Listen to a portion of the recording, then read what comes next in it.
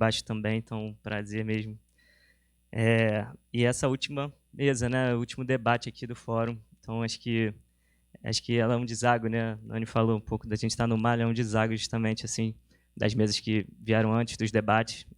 Acho que tem uma construção coletiva que a gente está buscando, né, que se materializa na agenda. Falei mais cedo, né, o lançamento ontem da Agenda Rio, com as justiças, né, esse ano pautando assim, então justiça econômica, justiça racial, justiça de gênero, justiça climática, né?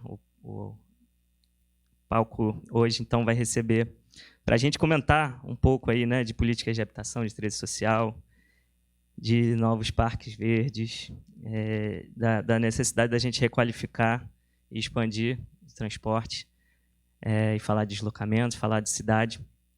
Eu vou chamar aqui, enfim, 3 ilustríssimas convidadas. Tainá de Paula, vereadora.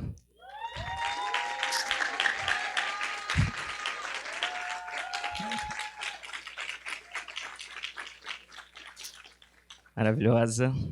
Estivemos juntos na audiência ontem, e com a Anny também. Tainá, que é arquiteta e urbanista, ativista das lutas urbanas, vereadora pelo PT no Rio, gestora pública, especialista em patrimônio cultural e mestre em urbanismo. Essa é a Tainá, gente. Anny Oviedo, do IDEC. Anny IDEC, né, Tainá? Se formou em Relações Internacionais, começou o mestrado também em Relações Internacionais, estudando cidades e reformas urbanas na América Latina, na vida militante pela Tarifa Zero, e abre portas para gatos folgados.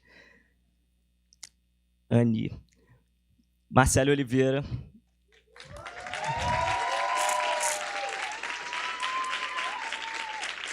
Agenda Realengo 2030, muito orgulho.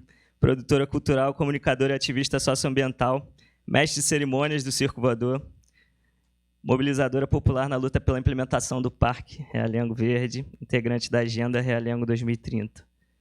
Tá bom, gente? Tá, né? A gente combinou aqui, como nas outras mesas, quem esteve aqui com a gente então, nesses 2 dias, a gente procurou fazer, nessa empreitada, né, e nessa ousadia toda que a gente está aqui no museu, falei isso com o Osmar, né, trazendo exposição para dentro do museu, trazendo essa galera, agendas locais, foi um pouco da emoção que a gente teve mais cedo, e de trabalhar esses conceitos. Então, vou aqui, como eu combinei com vocês, nos meus áudios longos de WhatsApp, vezes 2, eu falo mais devagar para já botar no vezes 2 já dá certo. Justiça climática, gente, transição e cidades sustentáveis. Então, a gente tentou ali trabalhar o conceito, né, de justiça climática. Eu vou ler aqui, página 29 da agenda, a gente está aqui, né, sempre chamando a atenção da agenda, espero que todos tenham pego. Combate à emergência climática como uma crise ambiental, econômica e social, assegurando que as políticas de mitigação, adaptação e resiliência promovam a transição justa e a garantia dos direitos sociais. Reconhecer que as populações que menos contribuem para o aquecimento global são justamente as que mais sofrem as consequências com os eventos extremos e desastres ambientais.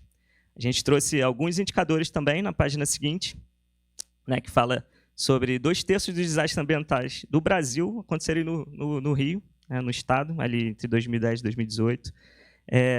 Um indicador, até Lucas trouxe da própria Defesa Civil, né, Tainá, que usou esses dados esses dias, falando sobre os danos, né, que as enchentes e inundações causam no Estado também em 2021, né, Lucas? Defesa Civil fez uma métrica de 37 milhões de danos materiais ali na métrica, na forma de contar deles, para a gente não falar aqui de todos os outros danos, né, que esses eventos, as enchentes, as inundações, né, sempre frequentes, causam, né, na vida das pessoas, 237 afetados diretamente no ano passado.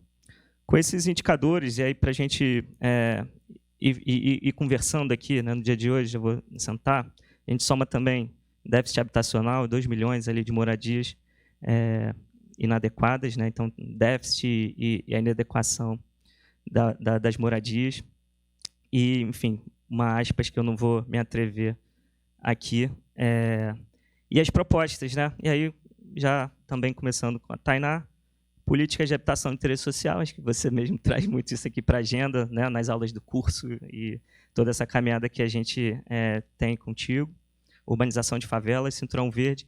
Vou começar nesses temas, né, mais relacionados à habitação ali, para te ouvir também sobre a sua atuação naquela comissão que eu gosto muito do nome, Comissão de Assuntos Urbanos, né? Então, como é que a pauta da justiça climática aterriza ali, né, e no trabalho que você vem fazendo, né, e como é que você percebe esse tema, já que você também nos ajudou bastante aqui nessa construção coletiva de agenda. Por favor, Larissa. Contigo, Tainá. Cadê o Lucas no tempo? Aqueles 10 minutinhos, avisando. Eu quero muito tempo porque mãe, mulher preta, política, tenho vários predicativos que me colocam sempre falando horrores e mais do que o tempo permitido. Saudar o espaço, agradecer muito à Casa Fluminense pelo trabalho brilhante que vem construindo, não só na agenda, mas nas lutas urbanas de um modo geral, na perspectiva de futuro do debate urbano. Vocês hoje, na minha opinião, inclusive registrei isso no artigo que publiquei no ECOA, posicionando a Casa Fluminense com outras organizações do campo internacional, inclusive, que trazem uma discussão importante para a agenda urbana e municipalista no mundo. Então, salve Casa Fluminense, vida longa. Saudar o espaço, porque considero que o mar, mesmo sendo um equipamento extremamente sudestino, extremamente eurocentrado, eu falo horrores sempre dessa perspectiva, inclusive da construção museológica e museográfica do mar. Ele tem uma curadoria e uma direção muito empenhada em registrar a potencialidade da favela, da periferia. Então, salvo também esse espaço importante e que precisa ser ocupado por nós, por nossos corpos e nossas inteligências. Quero saudar de cara a metodologia da agenda, o debate das justiças me provoca muito e me lembra Fanon, do debate do justiçamento, do debate do ódio. E, óbvio, quando a gente fala das justiças, a gente precisa falar da justiça racial transversalizada em todas as outras formas de justiçar e permitir que as justiças aconteçam. Eu vou falar muito aqui de justiça climática, mas, obviamente, eu sou uma mulher de axé e transversal, então eu vou construir essa fala trazendo elementos de outros momentos e de outras pautas. E peço desculpas, inclusive, pela fala, às vezes, não tão linear. Quero complementar aqui, aproveitar a apresentação universal, né? Pequei por isso, por não ter feito de cara. Eu sou uma mulher preta retinta, estou usando um batom vermelho, um cabelo crespo curto, estou com um vestido azulão Alckmin, camarada Geraldo. Estou com colar laranja, padrão africano, comprado aqui na Feira Crespa, por favor, compre dos pretos e pretas aqui de baixo. Estou com tênis, com as cores da diáspora, e assim eu sou, me constituo para aqueles que não conseguem me ver. Vitor me impulsionou logo para falar da Comissão de Assuntos Urbanos, mas eu quero falar, Vitor, de cara, aonde a gente está na história, né? A gente tem um 2022 pela frente e a gente tem, obviamente, colocado na América Latina uma mudança de polo, ou pelo menos uma discussão do que é a política de modo geral, quais serão os rumos do campo progressista, o que o campo progressista, a esquerda, está fazendo, o que a nova política está falando, não só em se tratando de América Latina, mas do mundo.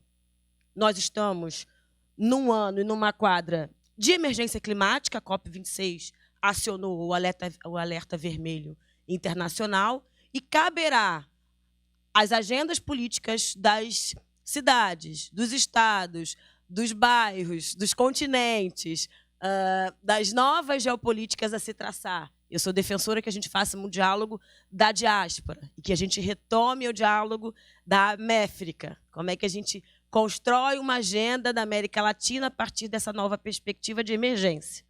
E também nós estamos, para além de um movimento importante na política, eu vou chegar de novo no 2022, a gente está num contexto de pós-pandemia, que também precisa ser relacionado com o que a gente vai fazer e qual é o desafio que está colocado para nós.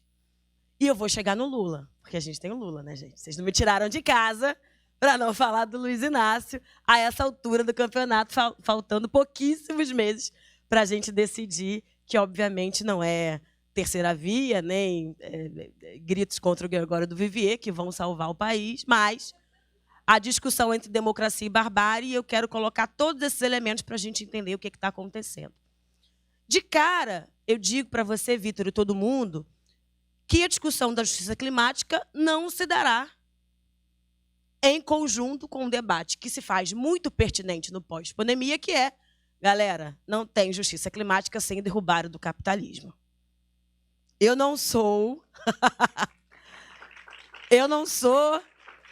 uma arquiteta, uma ativista, uma ambientalista que doura a pílula, que media, que diz que o menos pior é melhor.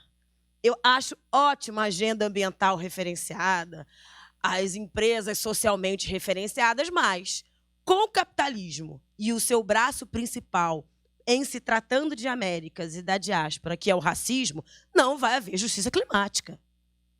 O modo de produzir, as relações de trabalho, o trabalhismo, que eu falo sempre, assim como vários intelectuais falam, do neoescravismo brasileiro, ou seja, o neoescravismo tropical, qual vai ser a forma que a gente vai nomear isso, é fundamental e questão sine qua non para a nova agenda ambiental que vai ser construída e programada.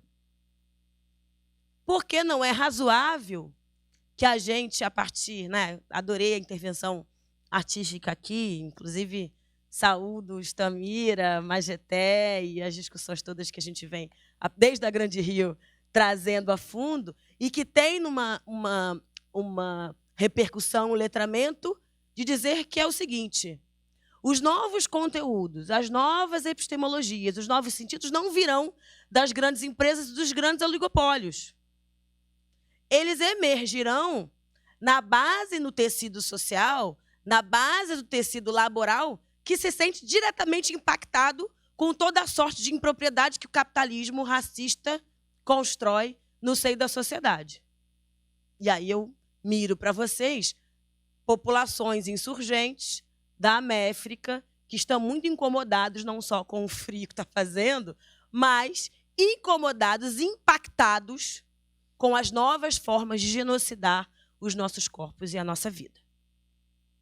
E aí, quem é de periferia, e eu quero que levantem a mão quem é de periferia, para a gente entender de onde a gente está falando, quem é de periferia sabe que o calor, a ausência de cobertura vegetal, a dificuldade de alimentar, a dificuldade de acesso ao trabalho, a dificuldade de acesso a bem viver são relações e atravessamentos que impactam a nossa vida desde a hora que a gente nasce até a hora que a gente morre. E subverter isso e alterar isso está diretamente relacionado ao locus que a gente está na sociedade, como é que a gente incide, como é que a gente constrói opinião, como é que a gente invade a política e a gente invade os tomadores de opinião. Porque não é simplesmente eleger uma Tainá. É eleger milhares de Tainás e impactar as não Tainás. Porque as não Tainás, os homens brancos, cis, heteronormativos de classe média, que estão bem tranquilos nos seus lares, das coberturas e onde estiverem, precisam ser impactados com a nossa agenda reivindicatória. E serem provocados a não achar que a agenda ambiental de referência é a agenda da geopolítica que não está aqui.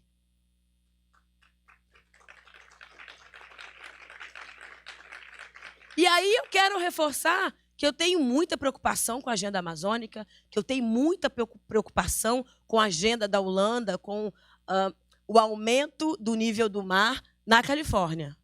Mas eu tenho muita preocupação com as minhas crianças na Maré, que estão tomando banho no canal do Cunha. A agenda climática ela precisa ser territorializada, ela precisa ter cor, CEP e CFF. E é muito importante que as agendas orçamentárias, as agendas de planejamento urbano estejam inserindo a agenda da emergência climática. Porque não dá para a gente achar que só na agenda dos municipalistas em Lisboa, e vários gestores, inclusive, da Prefeitura do Rio, estão em Lisboa discutindo a agenda municipalista, que eu acho bárbaro. Mas estão descobrindo a pólvora da agenda climática lá. E não estão se entranhando dos nossos problemas internos daqui, do hoje, do agora. Ou nós vamos dourar a pílula novamente e nos fazer esquecer que nós não despoluímos a Baía de Guanabara depois dos grandes eventos. nós não vamos nos fazer de rogados e esquecer que nós não cumprimos nenhuma agenda ambiental e climática do pós-Olimpíada. Nenhuma. E o Brasil é signatário de vários tratados. E ele precisa ser responsabilizado civil e criminalmente por ter criança preta morrendo de doença de veiculação hídrica. O que acontece no Rio de Janeiro e o que acontece no país é criminoso. Não é um debate apenas de justiçamento, Marcelo. Mas é um debate de se dizer o que é genocídio em massa com múltiplos instrumentos, que acontece na base da bala, mas que acontece na base da caneta também.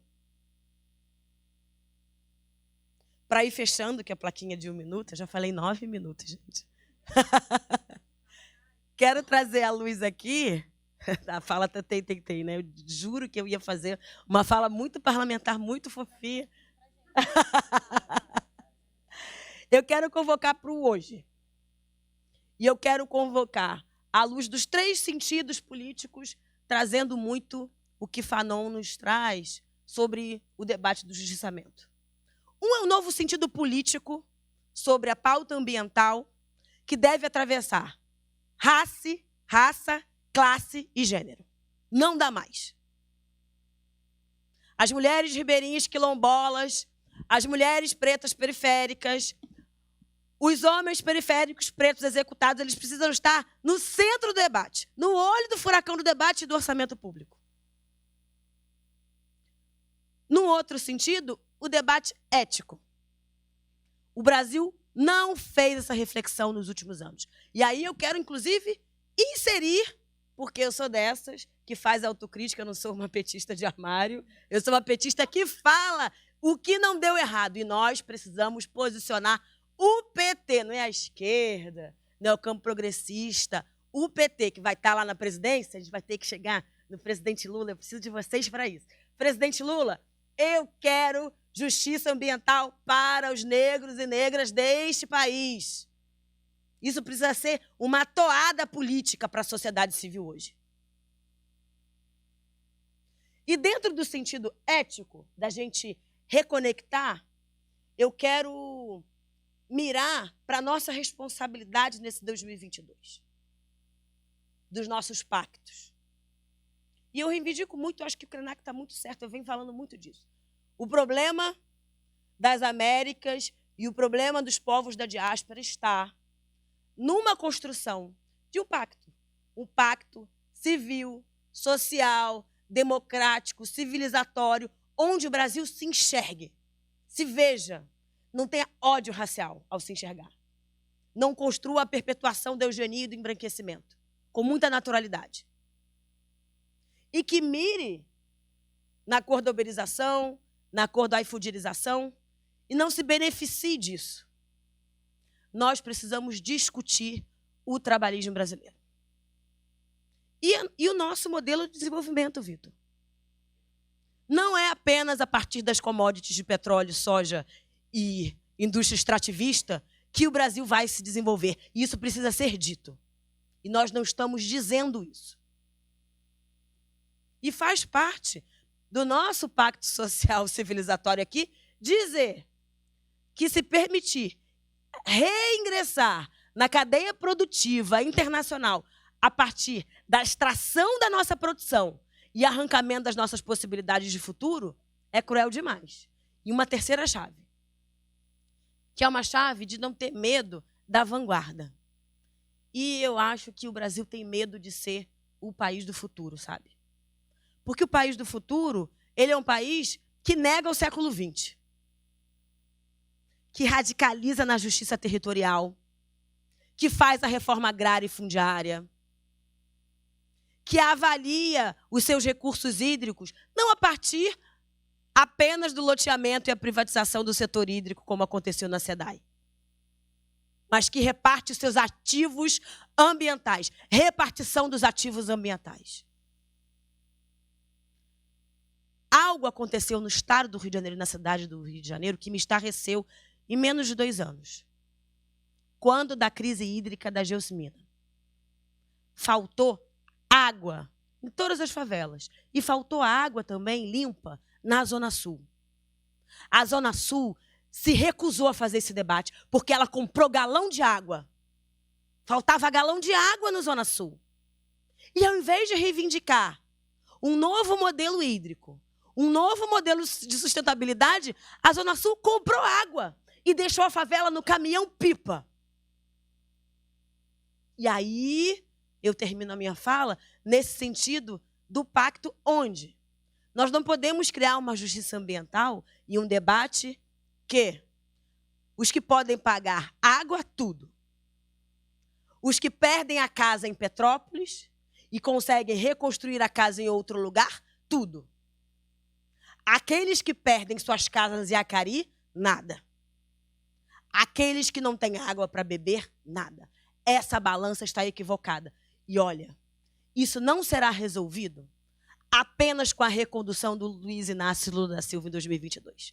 Isso precisa ser reconstruído com o nosso pacto de reconstrução do Brasil. Lula 2022, o nosso presidente, e um processo de justiçamento que passe por nós, os insurgentes de periferia e de favela.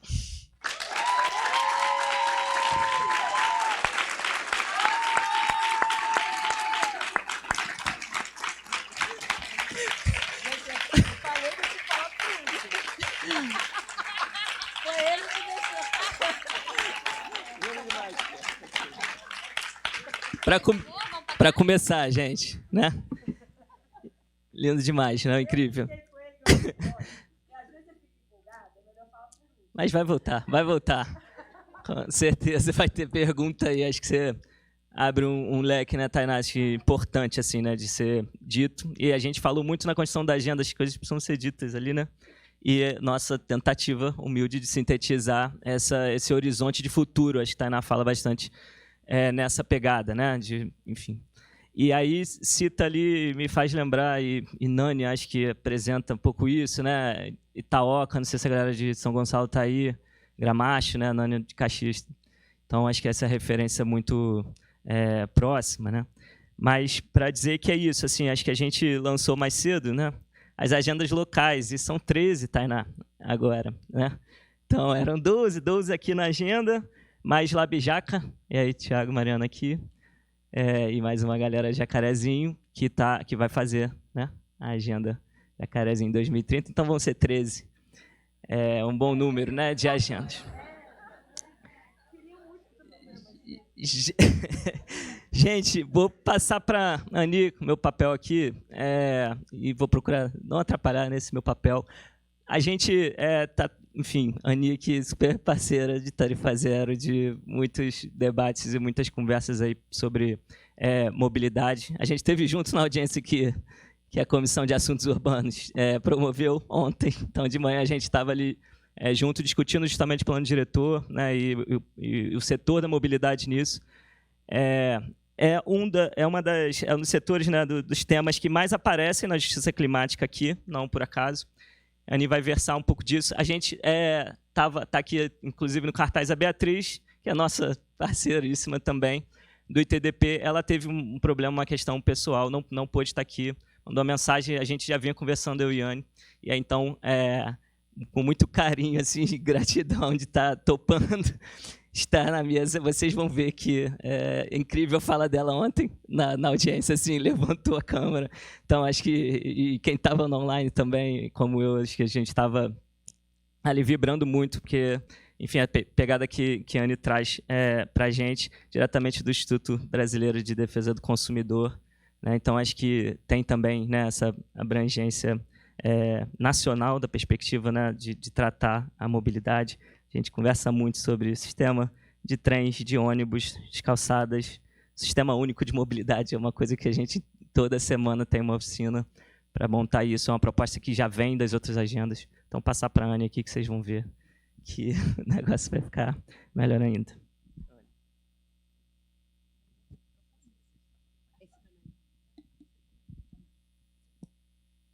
Bom, olá.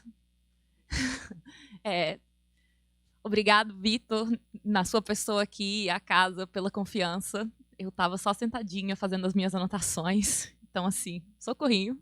Por favor, tenham paciência. E, enfim, eu queria aproveitar para falar que a iniciativa da Agenda 2030 e essa concepção de ter um território pensado como tecido e a reconstrução, ela é muito crucial, assim. Todos nós aqui passamos pela situação de pandemia, de ver o que foi, o que está sendo, e a perspectiva de reconstruir, de ter vocabulário, de se encontrar para reconstruir, ela é muito importante. É difícil a gente falar de política e sair com quentinho no coração, e é muito massa que a gente tenha um lugar para fazer isso. Então, assim, obrigada por esse momento a todos vocês que constroem esse processo. E aí, eu queria começar falando o seguinte, assim, que tem uma coisa interessante na agenda, que é, nas propostas de justiça econômica, tem a redução da tarifa. Ela está lá nas propostas de justiça econômica. Porém, quando a gente fala de modernização dos trens, de requalificação e expansão das redes, isso está na justiça climática.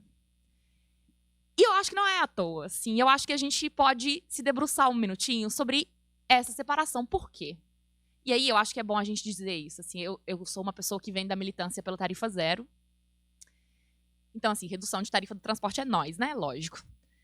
Agora, a questão é qual? Essas duas coisas estão separadas, a meu ver, por um motivo muito simples.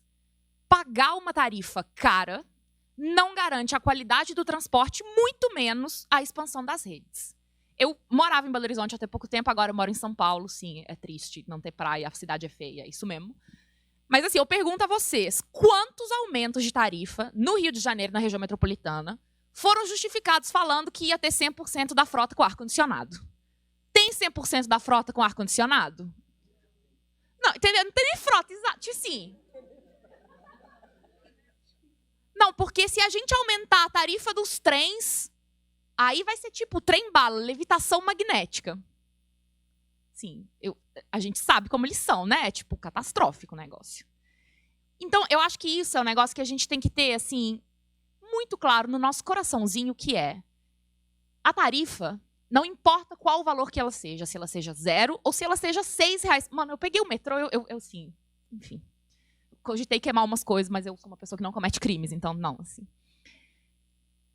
Não tem nada a ver a tarifa que a gente paga com a qualidade do transporte. Nada. E eu acho que o fato de que a agenda separa essas duas coisas é muito bom. E o que a gente tem... Eu trabalho com mobilidade urbana, além de tudo, hoje. Eu só penso em ônibus o dia inteiro. A minha é uma vida difícil. Eu bebo vinho durante a semana, porque é complexo, assim. O que rola? A gente tem um modelo hoje que é de pagamento por passageiro. Então, como a gente está vivendo hoje a nossa vida aqui pegando ônibus? Primeiro que a gente é triste, porque a gente pega ônibus e é um pouco sofrimento, mas vamos pular essa parte. O que a gente tem é um sistema em que a gente paga a tarifa e o empresariado, que é quem gerencia o sistema de ônibus, é remunerado por esta tarifa, certo? E o que é a tarifa? Simplificadamente, ela é o custo total do sistema, os ônibus, os trabalhadores, o lucro das empresas, o sobrelucro das empresas, o lucro ilegal das empresas, tudo isso dividido pelo número de passageiros. O que acontece? Para o empresário de ônibus, se ele coloca 2 ônibus, cada saída a cada 15 minutos, para carregar cada um 20 pessoas, ele vai ter que pagar 2 tanques, 2 motoristas, 2 óleo, lubrificante, não sei o que lá, rodagem, etc. e tal. Como ele recebe por passageiro, se o empresário de ônibus fala, ao invés de sair 2 a cada 15, eu saio 1 a cada meia hora, ele economiza, né? Ele expande a margem de lucro deles.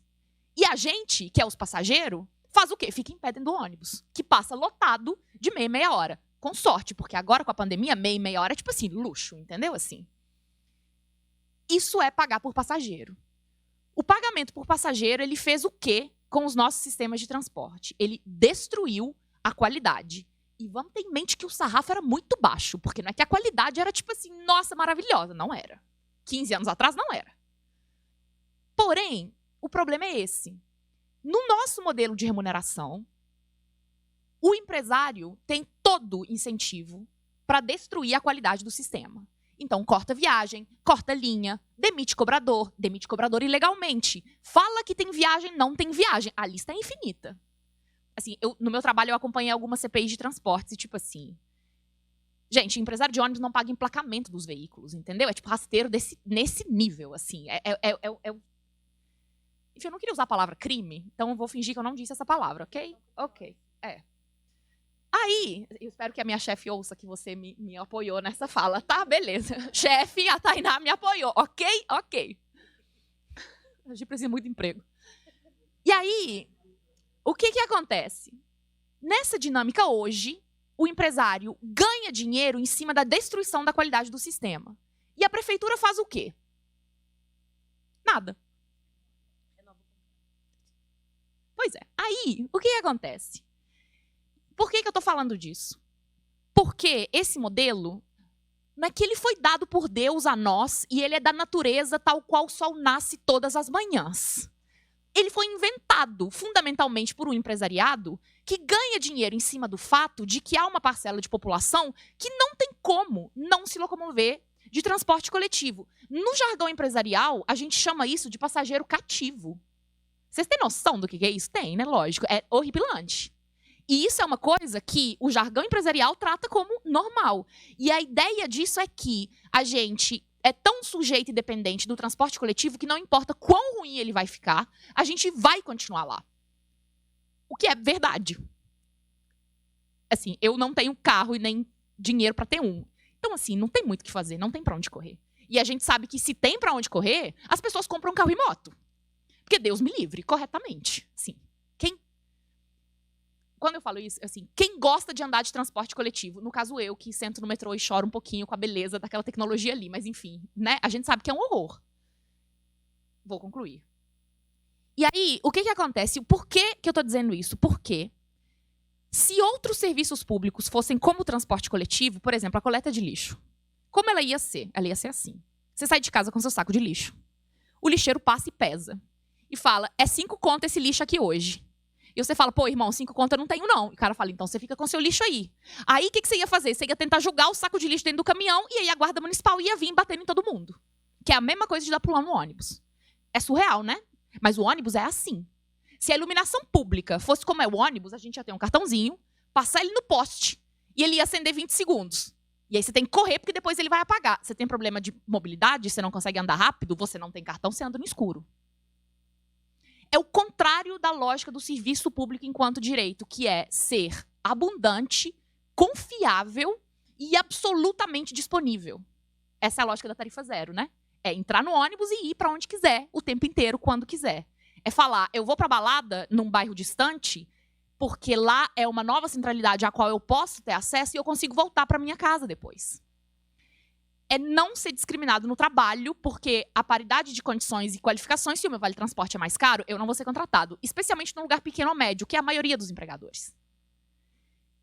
E aí, o que acontece, assim?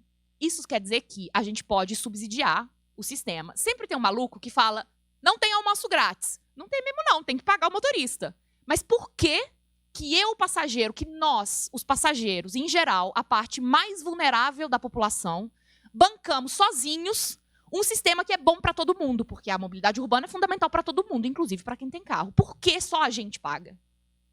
Tá errado isso. Não é só a gente que paga o SUS. Isso é sobre subsídio, que é, vamos colocar dinheiro... Tarifa zero é subsídio 100%, né? É isso. Não é que o motorista trabalha de graça da bondade do coração dele de levar a gente para os lugares, entendeu? Lógico que não. E aí, agora, o Eduardo Paes... Eu gostaria de deixar claro que esse silêncio ele era significativo, ok. Está se propondo a fazer umas coisas novas e relevantes no BRT, de separação da operação, de pagar pela qualidade, não pelo passageiro transportado. Isso são umas tecnicalidades, mas que são relevantes. Por quê? O sistema não é dado por Deus, dá para fazer diferente, né? Dá para fazer. Falta o quê? Vontade política. Você vai me dizer que há 8 anos atrás, Eduardo Paes não sabia que dava para fazer diferente? Lógico que sabia, todo mundo sabia. A gente aqui sabia, não é? Eu sou de humanas, vai. Se até eu sei mexer nessas planilhas, imagina, entendeu? E aí o que eu quero dizer com isso é o seguinte. A gente fala de participação social, de proposta de política pública, e isso é a Agenda 2030. E essa é uma coisa massa, porque agora a gente não sabe somente nomear os problemas do transporte, mas a gente sabe nomear soluções. E a gente sabe que comprar ônibus elétrico para manter como está não adianta, porque é isso. A gente não vai ter justiça climática se a gente não sair desse sistema.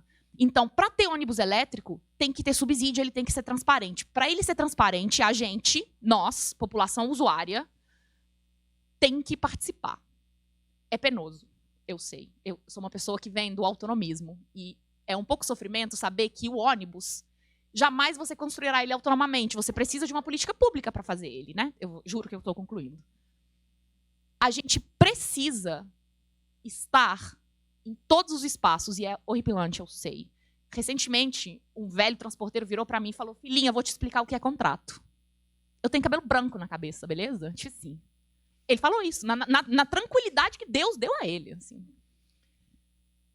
Porque se a gente não pisar firme para falar como é e como não é, que tem que subsidiar o transporte, que ele não pode ser residual, que ele tem que ser ampliado, porque se todo mundo puder ter carro porque o Lula vai ser eleito novamente, não tem como a cidade se movimentar. Não dá para todo mundo ter carro e moto. A gente morre em acidente de carro e moto. E aí a gente vai ter que ir lá e falar: esse dinheiro é público, e a gente quer saber como e para quem você está pagando esse dinheiro. Você está dando esse dinheiro para o Jaco Barata? É isso que você está fazendo? Isso não tem cabimento. Isso requer de nós um esforço descomunal, de ser capaz, e aí eu penso muito na Angela Davis, de se conectar ao fato de que a gente precisa construir agora as condições para um futuro outro. Parte disso é transformar o transporte no que ele veio para ser, que é o meio de conexão para produzir cidades justas e democráticas. Hoje, ele é um meio de exclusão. Só que é isso. Isso pode mudar. Isso está ao nosso alcance. Por bizarramente difícil que seja, eu estou aqui rodeada de gente que está afim de fazer as coisas acontecerem. E isso me comove muito. Então é isso. Dá para mudar. Dá para fazer. A gente pode fazer. Obrigada.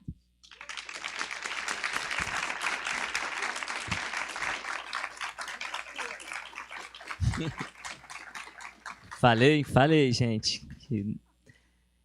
Não, Anne, obrigado demais, assim, acho que trava ali, né, um pouco das discussões que a gente está tentando ali emplacar, né, e ver de forma material, né, assim, nos projetos de lei, nas iniciativas locais.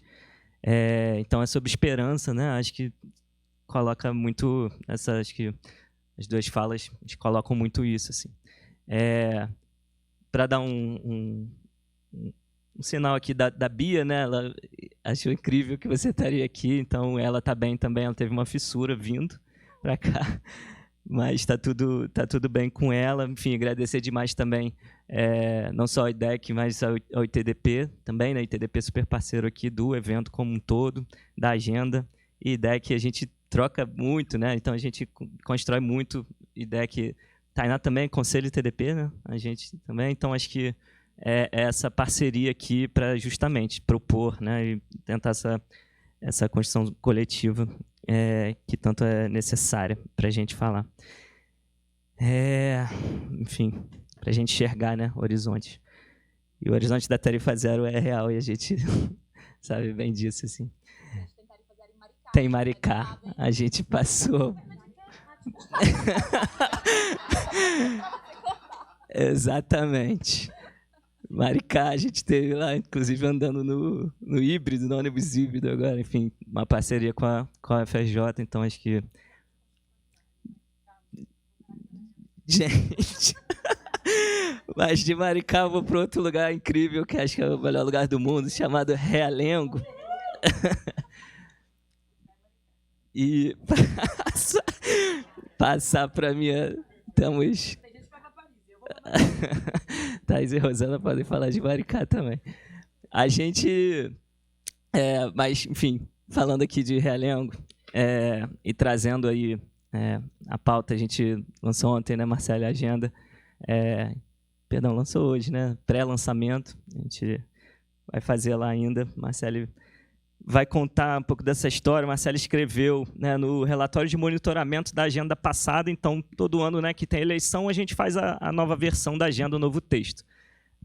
No ano ímpar, então, a gente promove ali um monitoramento, né, das propostas que a gente fez para entender qual é o status, qual é ali a situação de cada proposta. E a gente construiu um relatório de monitoramento, equipe de informação, comunicação, mobilização.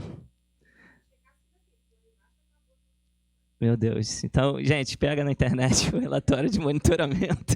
Tem um artigo da Marcele, Habitar para Além do Morar, que é incrível, assim. E acho que ajuda também a isso, colocar ali no cotidiano, né, e territorializando num espaço, num bairro, uma região administrativa, melhor dizendo, ali de Realengo, essa concepção, essa esperança, esse horizonte é feito por quem mora, como a gente falou bastante. E nessa nossa intenção também, né, de conceituar, mas não só teoricamente, né, na prática ali a justiça climática, acho que todos os movimentos que a gente fez têm a ver com isso. Marcelo colocou um glossário, né, Marcelo, na agenda Realengo. E que, bom, você que vai contar, mas quem tiver com a agenda aí também. Então a gente tentou ali fazer essa interseccionalidade aparecer forte, né, nas propostas, e a intersetorialidade também, não à toa a gente junta aqui habitação, transporte, para falar de justiça climática. Mas aí agora é com o Marcelo. Te passo, Marcelo. Vai que é sua aí. Ia falar do indicadorzinho que o Lucas trouxe. Poucas áreas verdes na região metropolitana, pouquíssimos municípios que não tem nada. E a gente lá brigando pela nossa, né? Pois é. Oi, gente. Boa noite. Eu, de novo, vou dizer que é muito mais difícil falar para poucas pessoas do que falar para muitas, né? Eu sou mais de cerimônia, eu já falei com 20 mil pessoas ao mesmo tempo e pode ter certeza que aqui agora é muito mais difícil, por estar do lado das pessoas que eu admiro tanto, por estar num espaço que eu considero relevante dentro do Rio de Janeiro, assim como todo museu, apesar de todas as críticas muito válidas, né? O museu sempre é um museu e é um espaço que a gente tem que ocupar de alguma forma, por estar na frente aqui dos meus pais que estão me assistindo. Oi, pai, oi, mãe. Minha família também está lá embaixo, meus irmãos, meu cunhado, enfim, meu companheiro também está ali. Acho que agradeço a casa também por esse momento de ter, inclusive, acompanhado a minha corrida. Vou buscar meu pai, não, por onde ele vai entrar, onde vai estacionar? Não, peraí, tem que receber. Então, assim, foi um convite muito, muito Belo, sabe, de se receber, com todo respeito ao Belo, que tá vacilando, hein, Belo? Pô, sou sua fã, cara, mas não está dando com você. Mas muito bonito de receber, porque eu realmente me sinto em casa nessa casa fluminense. Eu me sinto não só um númerozinho, porque eu acho que isso aqui é papel, sabe? Essa agenda aqui, ela é papel. O que é agenda mesmo é esse encontro. O que é agenda é a gente se comprometer, é a gente pensar, é a gente pesquisar, enfim. E então, eu vou pedir licença para hoje fazer uma fala que é menos improvisada, que é o que eu gosto de fazer, mas é um pouco mais lida, porque eu queria realmente passar por todos os pontos, mas deixo assim esse agradecimento e essa vontade mesmo de fazer isso aqui que a gente está fazendo agora é algo que também me emociona, me motiva muito, porque me faz acreditar que ter o governador do Rio de Janeiro cantando Noites Traiçoeiras no show que eu quis muito ir, não é a parte ruim do dia, porque tem uma parte boa que é encontrar com todos vocês, enfim, estar aqui. Eu sou Marcelo Oliveira, cria de Realengo, sou fruto do ensino público, estudei em escola particular durante o ensino fundamental, mas fui no ensino médio técnico na Rede FATEC, extremamente sucateada nesse momento. Então, gosto de falar sobre isso porque acho que é importante dizer que em 2016 estava lá, né, a ocupação das escolas, momento significativo, decisivo, assim, para as minhas opções hoje de militância. E dentro dessa perspectiva, eu acho que a produção cultural ela me escolheu. Então, sim, na verdade, sou graduando em produção cultural. Na teoria, não tinha nada que estar pesquisando justiça climática, mas tem um atravessamento, eu juro que tem.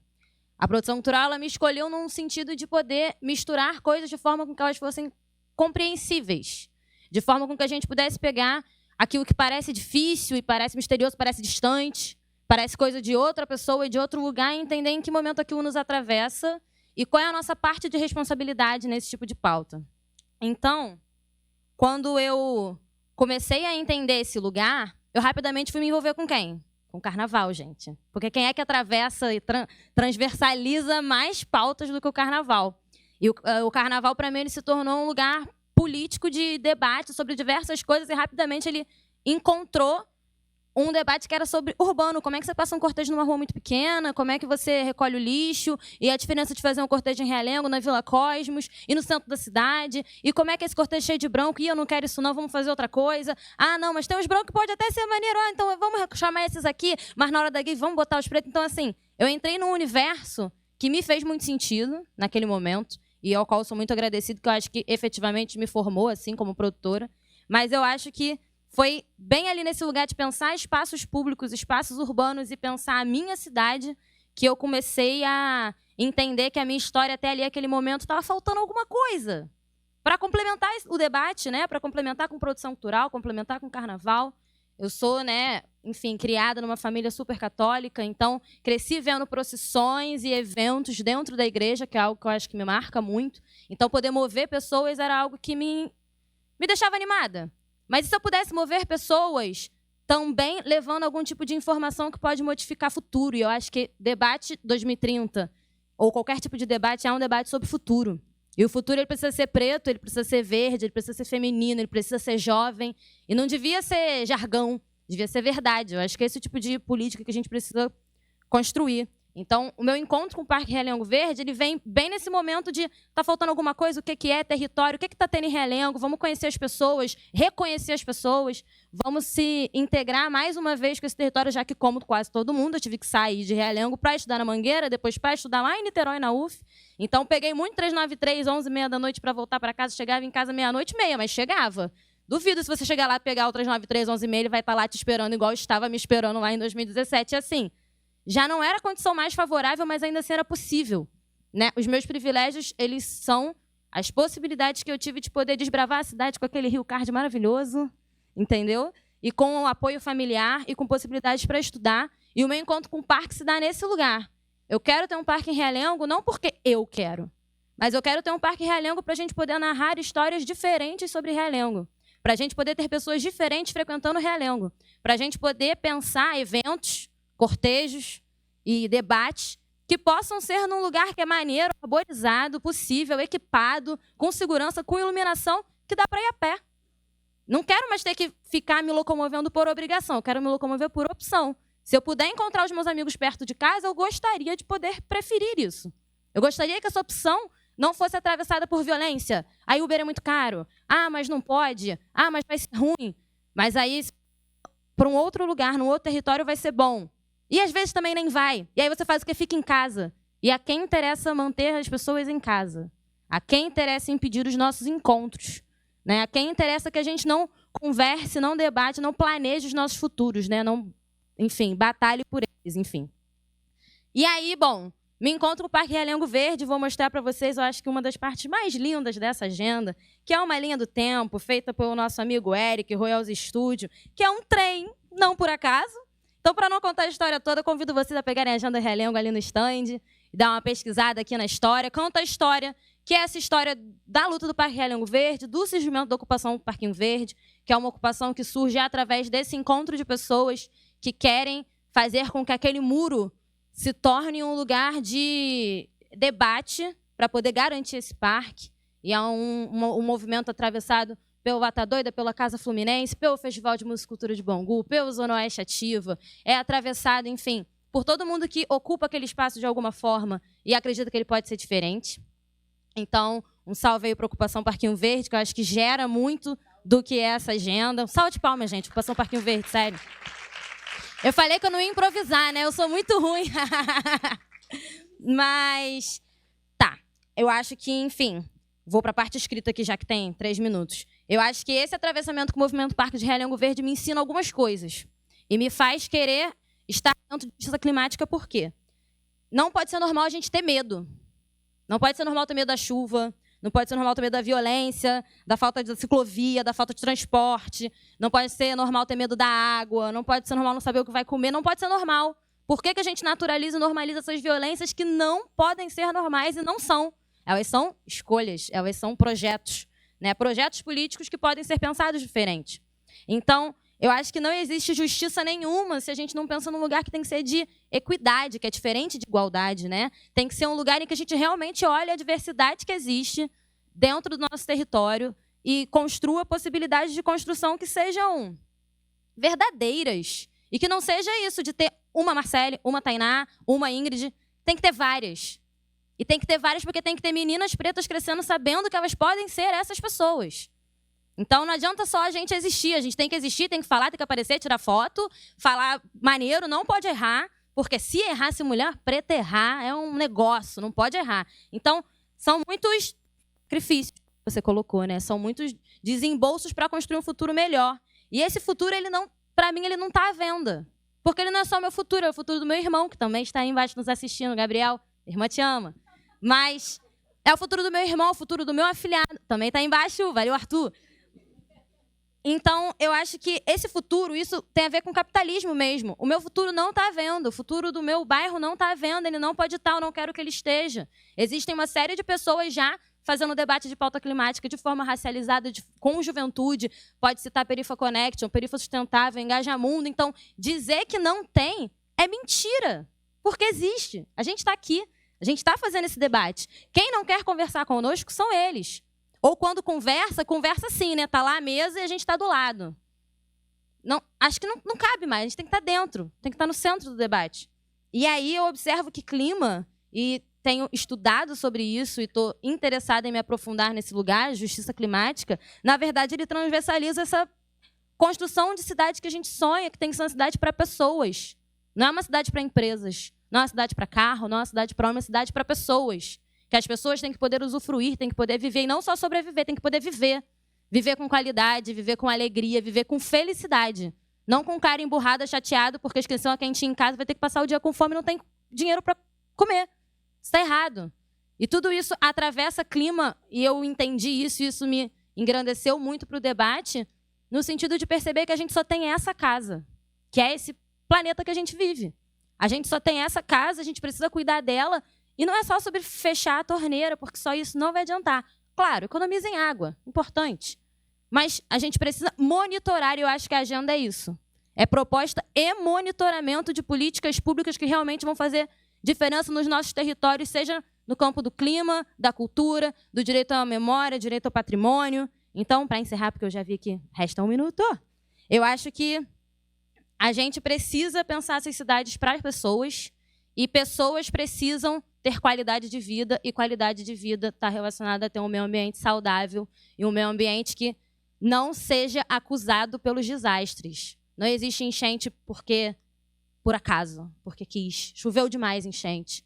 Ah, nossa, aconteceu. Não é por acaso, é projeto. Se é projeto, dá para escrever um projeto diferente. Então, encerro dizendo mais uma vez que o futuro é verde, ele é jovem, ele é tecnológico, o futuro é preto, ele é inventivo, ele é público. E a gente não pode vender o nosso futuro, sabe? Eu não estou querendo vender o meu, espero que vocês também não queiram vender o de vocês. Acho que ao longo do nosso passado, muitas pessoas precisaram vender muitas coisas, coisas, inclusive, que não eram vendáveis para a gente poder estar aqui. Então, a gente tem que parar de negociar os nossos sonhos. Sonho não é negociável.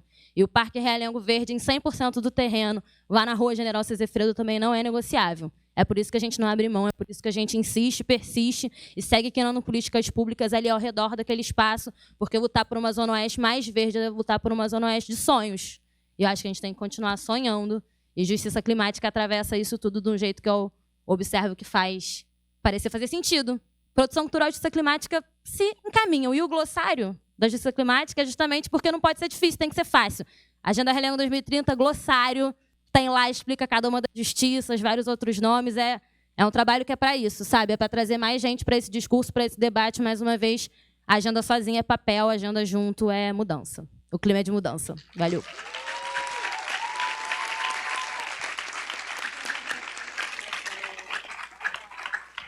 Muito difícil falar depois de Tainá de Paula, depois de TDP, me botaram aqui na cirada. Mas foi bom? Maneiro? Show. Excelente. Obrigado, pai. Alô, Vagnão. Alô, paizão. Gente, bom demais.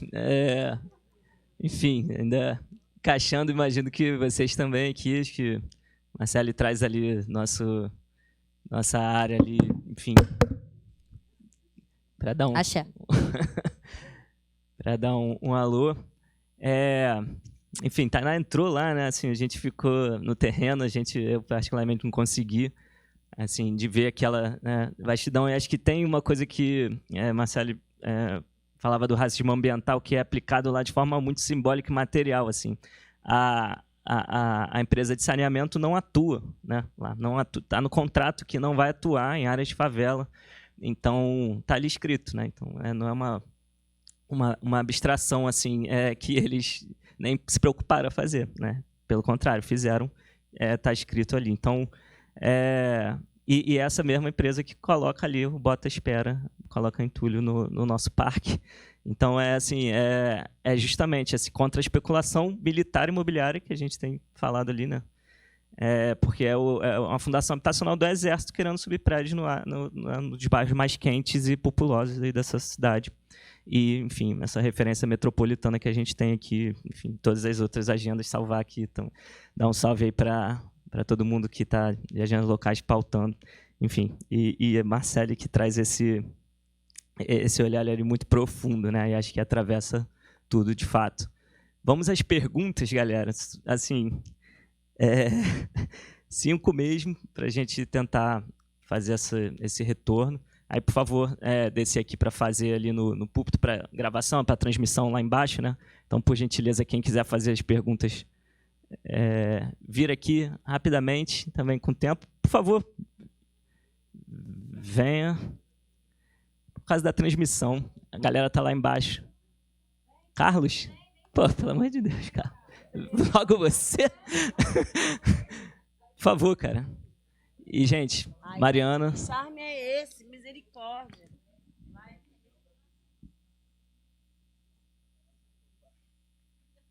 Mas vem pra gente, pra galera lá de baixo te ver também. Vem. Opa. Meu...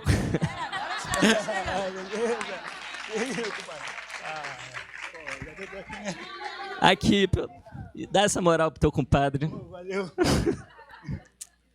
Somos compadres de fato, queria dar um salve aí pra Valentina, minha afilhada linda, maravilhosa.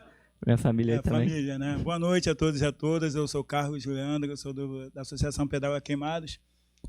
Eu queria assim, trazer uma provocação, né? Porque assim, nós estamos aqui, tem diversas pessoas de Queimados, da Baixada Fluminense, e algumas pessoas estão tendo que ir embora, né? Eu estudei também na FATEC, na Mangueira, em 2005, e lá eu tive que, uma vez, fazendo uma visita técnica no Teatro Municipal, para me assistir o ato, né, a sessão, né, a peça, até ao final, eu tive que dormir na rua.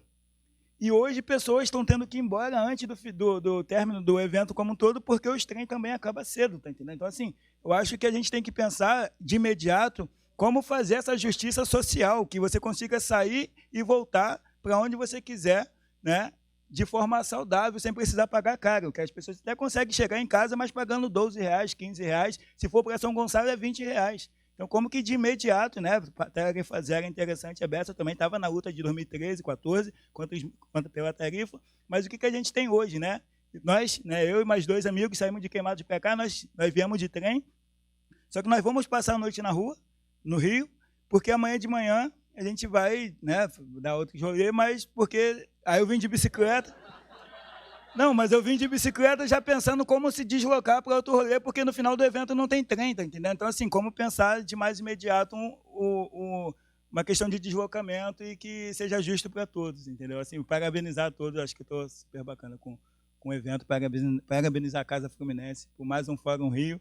E saiu aqui uma minuta de um Fórum Baixada, né?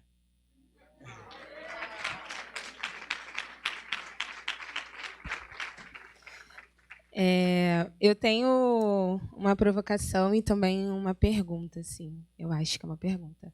Bom, sou Mariana de novo. Sou Mariana de Paula, sou do Lab Jaca, para quem não estava aí no outro painel. E a provocação é um pouco nesse contexto de planejamento urbano. Eu, na faculdade, saía da Água Santa, gente de dentro, para chegar lá na URCA para estudar. E em algum momento eu me iludi, coitadas, que iria morar na Zona Sul, sem saber o custo de vida. Minha mãe me trouxe para o chão, óbvio. Mas nesse desespero mesmo de, tipo assim, eu não vou terminar a faculdade, porque para pegar o 107, 10 horas para sair lá de Botafogo, e chegar no centro ainda, e tentar pegar o 249, e ainda chegar lá na Água Santa, tipo, existia uma preocupação muito forte dos meus pais nesse deslocamento, e meu também, obviamente, de tipo, chegar em casa, e era engenharia integral, então, enfim, tinha que estar lá até o final. Em algum momento da faculdade, eu pensei em me aprofundar em planejamento urbano. Eu falei, cara, esse buraco é muito embaixo, esquece. Voltei e fui para a cultura aí. Então, foi quando eu comecei. Foi quando eu comecei a discutir. Eu trouxe um pouco disso no painel anterior sobre o acesso à cultura. Enfim, acho que desde que, por exemplo, o Thiago, meu companheiro, me conhece, eu falo disso, porque isso me incomoda muito. Esse deslocamento pela cidade para você acessar a cultura, para você ter o direito a oportunidade de consumir coisas para além daquilo que querem que você consuma. Para esse limite de, tipo, você pode ir até aqui, daqui para cá você não atravessa, do túnel para cá você não vem, porque eu não quero que você consuma, e aí onde você está também não vai ter nada, se contente em fazer o que deve ser feito. Então, enfim, não sei exatamente se tem uma pergunta, mas eu estava ali pensando sobre isso. Queria, na verdade, como proposta, que fosse feito, trouxesse esse contexto da melhor forma de se pensar planejamento urbano dentro ali do seu nicho, da sua ilha, talvez um direcionamento sobre isso. E, para a Marcele, que você também trouxesse um pouco de como foi essa construção da agenda, você lançando a Agenda Realengo 2030, como é que foi para você fazer um pouco dessa construção para incentivar aí outros jovens de outros territórios e de outros locais também a fazerem isso, porque quando a gente vê alguém mais próximo, isso se torna mais factível, né? Tipo, porra, ela chegou lá, então dá para fazer também. Apesar do Vitor ter feito uma pressão enorme aqui para o Lab Jaca fazer essa agenda. Então, é isso, assim, para você trazer um pouco disso, de como foi. Bom, não sei se teve uma pergunta aí, mas acho que deu para entender, né? Perfeito. Então, passo a palavra aqui. Boa noite, eu sou Juliana, apoio a Feira Agroecológica de Campo Grande. E o Vitor até pode ser do melhor bairro do mundo, mas eu sou do mais bonito, que é Guaratiba. Modéstia à parte. E eu estou aqui para falar que tem agricultura na cidade e que não tem como falar sobre justiça climática sem falar sobre agroecologia. Então, esse ano, a cidade do Rio de Janeiro está presidindo o Fórum do Latino-Americano de Pacto de Milão, que é um fórum justamente para falar sobre agricultura nas cidades. E a nossa prefeitura ganhou muitos prêmios de agricultura na cidade. É uma coisa maluca, assim, né? Prêmios que muitas vezes são por conquistas feitas pela sociedade civil, que não é reconhecida no plano diretor da cidade, que não reconhece que tem agricultura na cidade. E aí eu resolvi vir aqui, porque, reverendando aqui a agenda, né? Esse D é de quê, Vitor? D é de... Não, D significa alguma coisa. O objetivo 3 da parte de justiça climática está escrito que a gente precisa apoiar a agricultura urbana e familiar, principalmente via o Programa Nacional de Alimentação Escolar. E aí, finalizo aqui com 2 pedidos. O primeiro pedido é para a gente não deixar a agroecologia urbana, melhor do que a agricultura urbana, fora desse debate, porque apesar da produção de caqui e banana ser muito forte em Campo Grande, Realengo, as escolas municipais de lá não consomem isso da merenda escolar. Porque o Programa Nacional de Alimentação Escolar não tem como ser acessado se os nossos agricultores não têm certificado reconhecendo que são agricultores. Então, é mais um pedido aqui para a gente incluir mais esse assunto na pauta, ainda mais entendendo o Rio de Janeiro como uma das cidades que mais tem agricultor do Brasil. Agricultor esse que muitos tiveram que virar motoristas de aplicativo por não conseguirem dar conta de continuar nas suas funções de agricultor. E o segundo pedido é para vocês acessarem, eu não poderia deixar de fazer o jabá, o Instagram da Feira Agroecológica de Campo Grande no Instagram. Lá tem o nosso abaixo-assinado pela ocupação do casarão agroecológico, que é um casarão que a gente está ocupando atrás do iShopping em Campo Grande e que se propõe a ser um espaço de reflexão sobre agroecologia, que não é só sobre alimentação. Falar de agroecologia é falar sobre transporte, sobre redistribuição comercial e produtiva da cidade. Então, deixar um pouco essa provocação para escutar os comentários de vocês e esse pedido de apoiar a Feira Agroecológica de Campo Grande. Valeu, gente. Valeu, Ju. Valeu, Ju. Ju, que também é conselho fundador ali do Instituto Santa Cruz Sustentável. Enfim, tem Manu, tem Shirley aí, também a galera toda de Santa Cruz. Um salve para a galera. Tem mais? Ótimo. Mais um? Vem, Ju. Então, retomando, a gente fecha com 5. Perfeito, gente.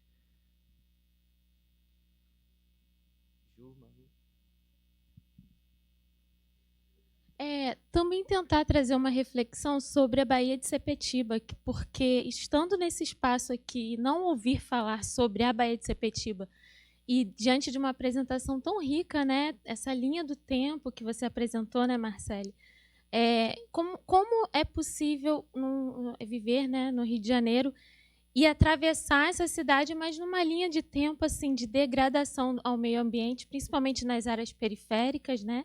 E a Baía de Sepetiba é um território que já teve uma praia própria para a área de lazer, rica para a produção de marisco, pesca, e hoje passa por essa degradação, né, ambiental, esse racismo também ambiental que a gente vem sofrendo. Eu, como moradora, criada com marisqueira e pescador, né, queria que vocês também pudessem acrescentar um pouquinho, né, na fala de vocês sobre essa questão da Baía de Sepetiba hoje no Rio de Janeiro.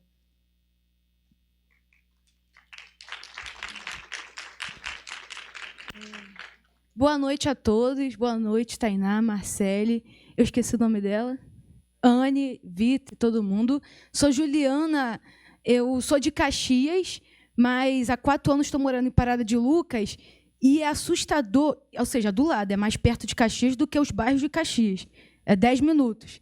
É assustador como é que o cotidiano de Parada de Lucas, por causa das árvores, principalmente do comércio, do acesso aos transportes, a qualidade de vida aumenta muito, assim, em comparação ao Corte 8 lá em Caxias. Assim, é assustador. E eu moro de frente para uma árvore, assim, eu acho que acalma de forma extrema, sabe? Assim, faz uma diferença na vida. Saúde mental é uma coisa muito assustadora, assim. E o ônibus, além do ônibus estar funcionando 24 horas, aquele Jardim América que a gente vê em qualquer lugar do Brasil, do Rio de Janeiro, ele está lá. É maravilhoso. Como é que... É o 639. É porque eu uso mais o trem. Mas, de qualquer forma, Mas a minha pergunta tem uma pergunta objetiva. Mas, ao mesmo tempo, por atuar no movimento Caxias, é muita violação, assim, de coisas climáticas, né? Eu nem sou do debate meio ambiente, mas acompanho muitos casos de direitos básicos, ou seja, o meio ambiente está muito atrelado aos direitos básicos. Choveu, todo mundo perde tudo dentro de casa. Não precisa ser aquelas chuvas catastróficas. É só de chover, o pessoal do lixão lá do Parque Vila Nova já está perdendo tudo, perdeu tudo. É o tempo todo. E assim, quase todos os dias a gente vê uma obra irregular. Mas assim, claro que o movimento ambientalista lá, e acho que no Brasil como todo ainda está ainda crescendo, mas não tem uma forma de... E, claro, ainda mais por alguns territórios que são mais ainda controlados pela violência. Como é que a gente concentra e pede apoio, entendeu? A denúncia desses casos. Inclusive, tem um mesmo na entrada, assim, saiu da linha vermelha ou da Brasil, qualquer coisa que vem para cá, entrando em Caxias, tem um lá aqui, ali perto do... Não sei, vocês sabem qual que eu estou falando? O pessoal de Caxias. Tem gente de Caxias aí, gente? E o pessoal foi embora. O pessoal do movimento me deixou sozinha. Na entrada, devastaram uma área enorme para construir prédio. Aquilo vai dar muita coisa ruim, assim. Por exemplo, na entrada. Então, como é que a gente concentra essas informações? O Washington Reis é conhecido por violar isso tudo. E lá tem uma área muito verde. Então, acho que nem que seja dando visibilidade a esses casos, entendeu? Dando esses casos, mesmo que a gente... Talvez não faça o que a gente gostaria ali, né? Mas como é que procede? Ali é uma tragédia anunciada. É uma área muito grande, que é tipo um manancialzinho assim, e que tiraram... É um mangue, né? Eu não entendo de meio ambiente, não, gente. Com todo respeito, eu sou socióloga, mas eu não entendo de meio ambiente. Mas meio ambiente é direito básico, né? Então, assim, tiraram tudo ali e o negócio... Gente, quando coisar, vai assim, quando chover muito, vai ser água para todos os lados, assim, vai pegar as famílias todas daquela região, logo na entrada, e fora os outros que o Washington Reis apronta. É isso.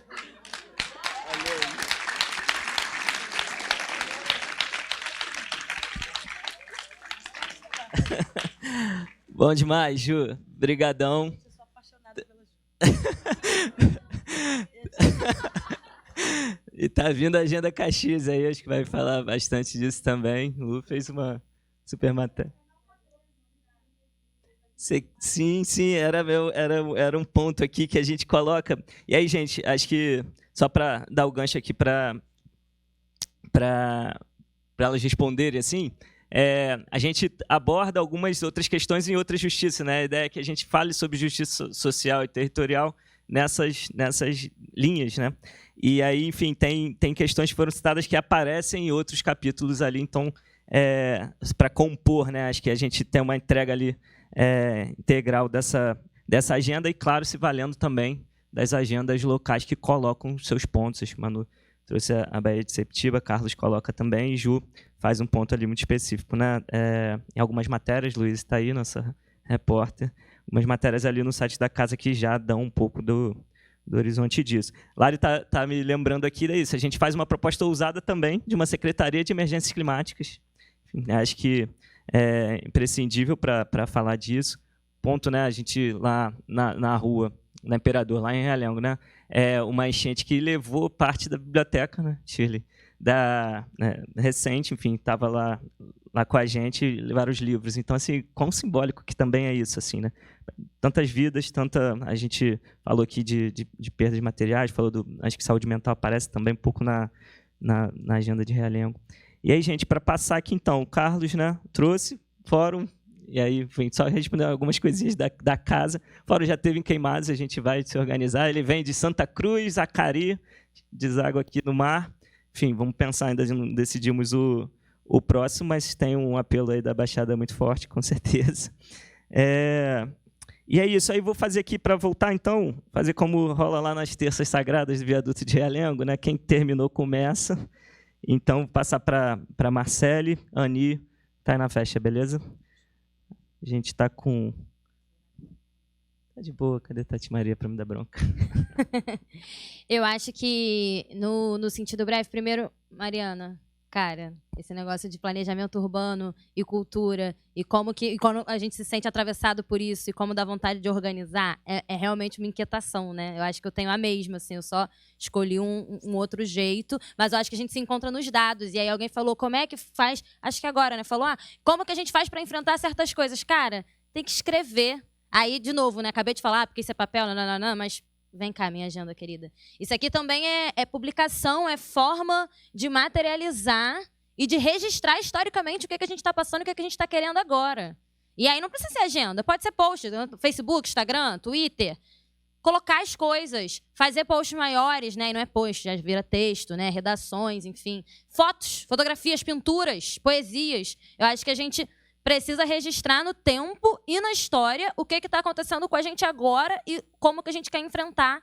Porque quando disserem, porque ninguém disse que estava incomodado, disse aqui sim, aqui nessa matéria do Favela em Pauta, aqui nesse lugar, aqui no Medium, que não tem 200 acessos, mas tem 200 acessos. Então você já pode usar como prova de que você viu aquela parada e conceituou. Então, enfim, acho que escrever para mim é uma saída muito grande das frustrações. Assim como falar. Mas escrever organizadamente, eu acho que é um marco histórico no tempo que a gente tem que se acostumar a usar. Isso é uma coisa. Outra coisa que eu acho que sobre Baía de Sepetiba, sobre termoelétrica e sobre racismo ambiental nessa região, eu gostaria de trazer, então, já que a gente já estava falando mal do Paz mesmo, já joga aí, a entrega, né, que a galera Desculpa. Em algum momento, né, muito simbólico, a gente teve a entrega de um prêmio de prefake ao nosso atual prefeito, queridíssimo. Por quê? Foi montado um dossiê de justiça socioambiental, né? Frente de justiça socioambiental, com diversos coletivos, e que inclui muito a construção da termoelétrica na Baía de Sepetiba como algo que precisa ser urgentemente tratado como um problema e não como uma solução. E aí foi entregue o dossiê que diz, mapeamos, escrevemos, tá dito aqui o que está maneiro, o que não está, e toma aqui esse troféu de que você não está fazendo nada para prestar atenção nessa pauta. Isso foi entregue, tem vídeo lá no Instagram da Agenda Realengo, tem lá no Instagram do Parquinho Verde, tem. Compartilhe esse vídeo, porque isso também é marco histórico. Aí falando como comunicadora, né? Muito mais fácil falar sem ler, gente. Falando como comunicadora, vídeo é marco histórico. Gravem as coisas, gravem. Ah, está falando tal absurdo. Faz aí o seu absurdo. Ah, está dizendo uma coisa maneira. Diz aí a sua coisa maneira.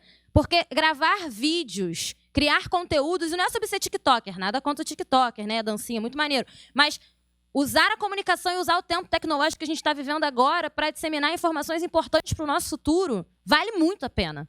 A gente fez o curso de políticas públicas agora lá em Realengo, e aí acho que encaminhando as coisas que foram direcionadas para mim, ali pensando em como que a gente iniciou esse processo, eu acho que ele foi um processo que foi iniciado quando a gente começou a distribuir cesta básica lá no meio da pandemia, sem nem entender o que estava fazendo, nem o Vitor sabia o que ele estava fazendo naquele momento. Ele dizia agenda, Realengo, etc., mas quantas páginas, quais eixos, quem faz, etc., não sabia, mas não tem que saber.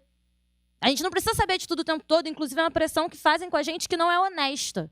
A gente precisa começar.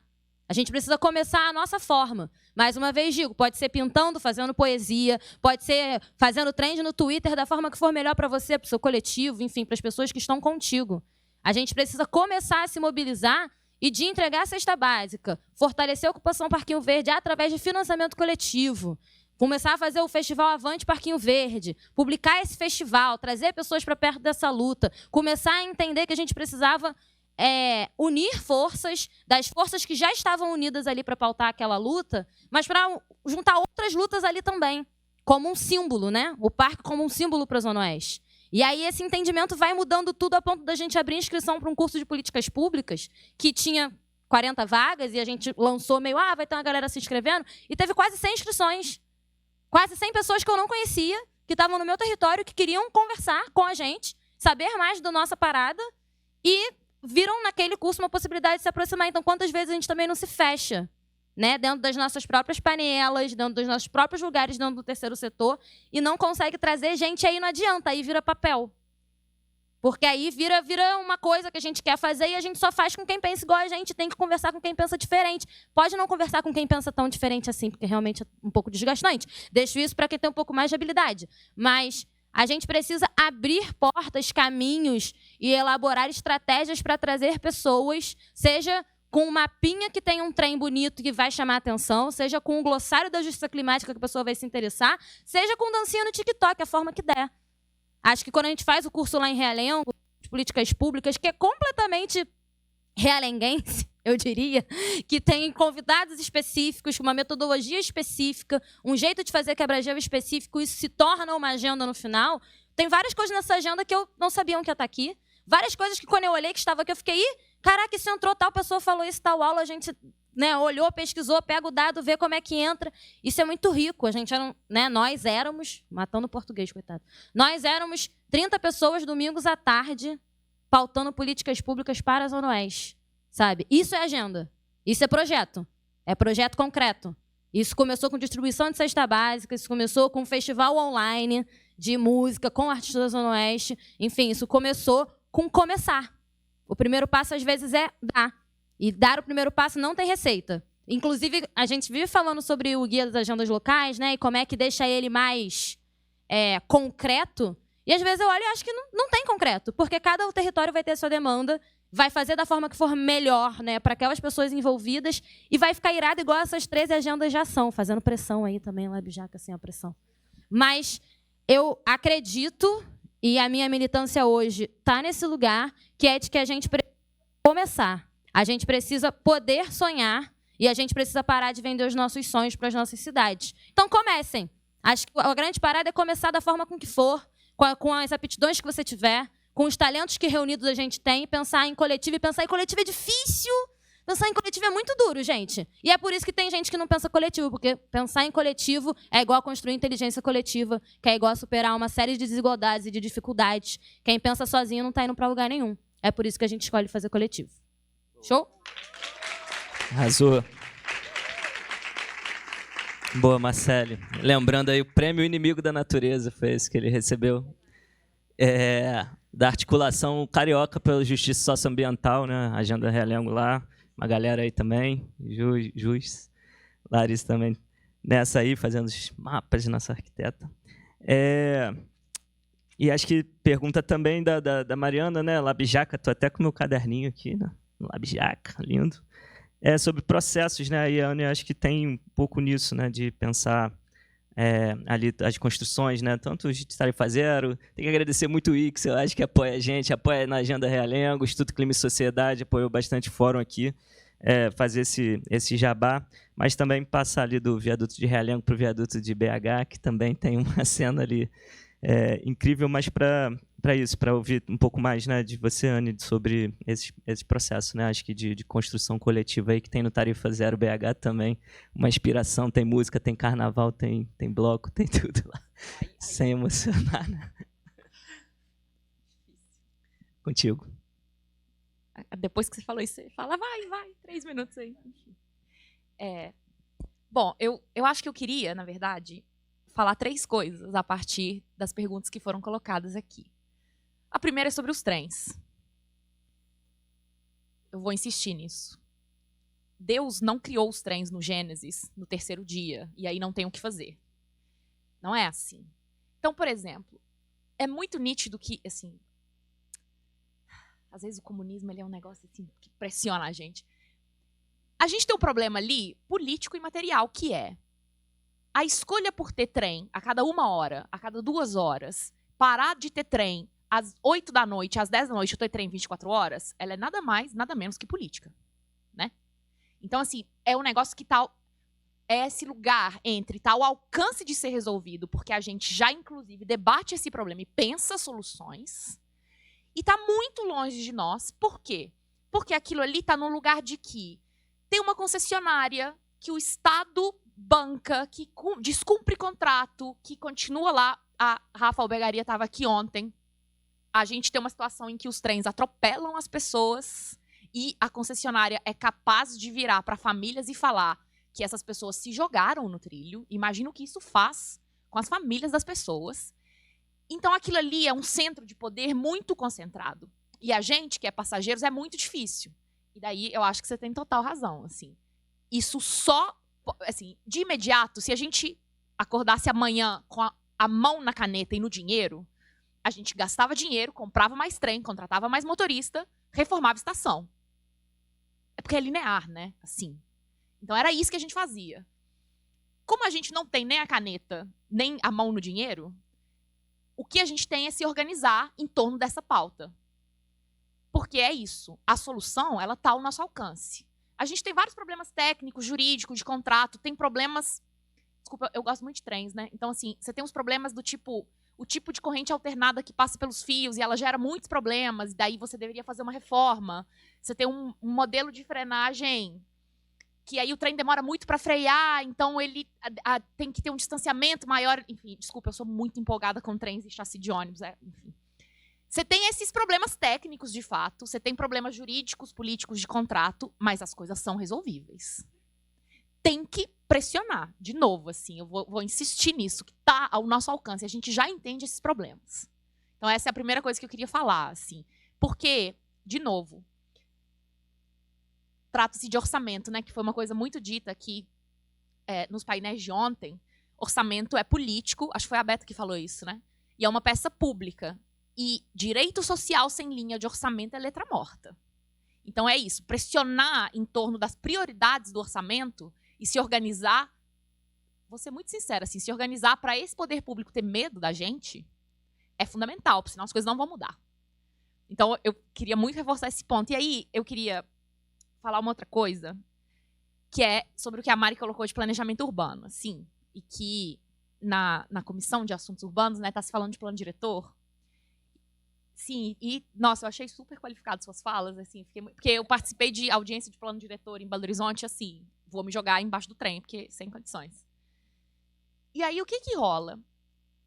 A gente tem um problema de planejamento urbano que é o seguinte, o secretário estava aqui falando de cultura, e vou levar a cultura para Madureira. E aí, porque é um pouco complexo. E aí, eu vejo esse exemplo claramente, assim, vamos supor que amanhã começa uma reforma impressionante do sistema de trem. E ele é 24 horas, reforma as estações, ele é seguro, ele é ótimo, etc. O que vai acontecer com aqueles entornos ali? O preço da moradia naqueles lugares vai aumentar e as pessoas vão ser empurradas para outros lugares mais distantes.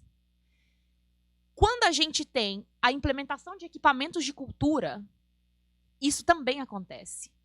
Eu moro em São Paulo hoje, eu morava em Belo Horizonte, e no meu bairro tem uma situação similar do Parque Jardim América, que é um terreno cercado, que querem fazer prédio, e a gente queria que ele fosse um parque. Tamo lá. Uma das coisas mais bizarras, por exemplo, em São Paulo, do Parque Augusta, é que as pessoas que moravam ao redor, e tipo assim, ter parque é comunismo, bando de vagabundo, não sei o que lá, blá, tem que arrancar essas pessoas daqui com a polícia. Maconheiro, que gosta de árvore, exato. O que elas fazem agora? Passeiam no parque e cobram mais caro no aluguel das propriedades que elas têm lá, porque o parque está lá. Então, uma das coisas de planejamento urbano, vou fechar, mais difíceis, que eu acho que é sobre plano diretor e é sobre a gente pensar nessas soluções, a gente não pode deixar que o que a gente constrói e o que a gente consegue com muita luta produza valor capitalista que não volta para nós, nem para ninguém, é concentrado em outro lugar. Então, por exemplo, ter outorga onerosa no plano é fundamental.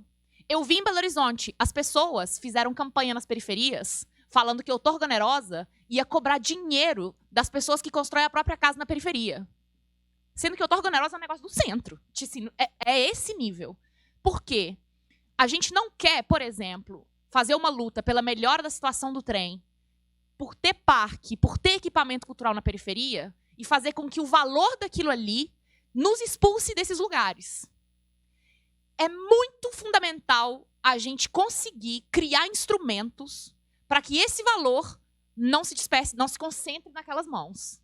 Então, ter outorga onerosa, IPTU progressivo, ficar debatendo isso é difícil, porque, de novo, coletivo é difícil, o tempo é capitalista e ele é individualista. Para a gente construir coletivo, a gente tem que tirar do nosso tempo para ir lá fazer, né? Então, isso de planejamento, a gente tem muitos bons debates sobre planejamento urbano e sobre direito à cidade. A gente vem de uma década e meia de construções incríveis quanto a isso, mas agora a gente não pode deixar isso escapulir de nós. Não tem cabimento a gente ser expulso do lugar onde a gente mora, porque agora tem um parque lá do lado e aí eu não posso mais pagar o aluguel desse lugar. Não pode ser assim. Imagina, tem reforma da Supervia e as pessoas são expulsas, porque agora outras pessoas vão morar lá perto, porque o que a infraestrutura de transporte faz é isso. Ela encarece aquela vizinhança, ela é valorizada. Todo mundo quer morar perto do metrô, né? A gente tem que não deixar isso acontecer. As nossas cidades sofrem e a gente não pode deixar isso acontecer. E aí, a última frase, eu juro, eu sei, foi mal. Uma pessoa falou da feira agroecológica, uma pessoa falou de Sepetiba, e aí eu fiquei pensando muito nisso que você falou. O Vitor jogou isso de tarifa zero BH para mim, eu não vou falar sobre isso, não vou chorar, porque a gente fez lá as linhas de ônibus, choramos muito, enfim, não, sacanagem sua. Eu acho que tem um lance muito importante da construção coletiva, e é isso que você falou sobre papel e agenda ser agente, assim, que é toda luta, ela é todas as lutas. Então, tipo assim, por exemplo, eu dou o rolê de construção de movimento de transporte. Aí você se conecta com outras lutas, da moradia, blá, não sei o que lá, tudo bem. Mas, para além disso, no estar coletivamente com outras pessoas, você tem que conviver. Você tem que pensar questões. Então, por exemplo, as coisas fundamentais que eu aprendi sobre questões de feminismo, sobre racismo e sobre antirracismo, foi construindo na luta. Porque aquelas demandas estão ali, todas as pessoas são pessoas complexas, que têm muitas demandas.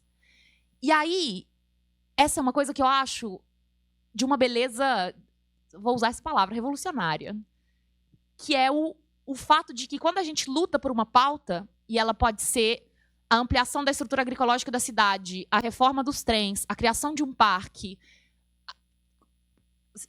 a situação de moradia, o que for, a gente sempre vai ser atravessado por outras questões e a gente vai aprender com elas porque isso vai ser na prática concreta.